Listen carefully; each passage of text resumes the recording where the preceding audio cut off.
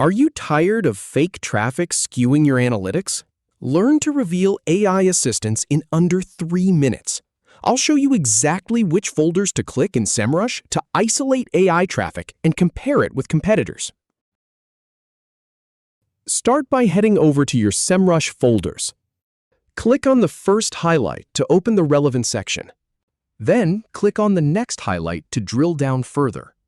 Now, click on the third highlight to narrow your view. Next, click on AI Traffic to see how AI assistants are driving your traffic. Click on the highlight to access competitor options. Then, click on Add Competitors to bring in the competition. Finally, click on Analyze to get your insights. If you have any feedback or if any info is inaccurate, please leave a comment below.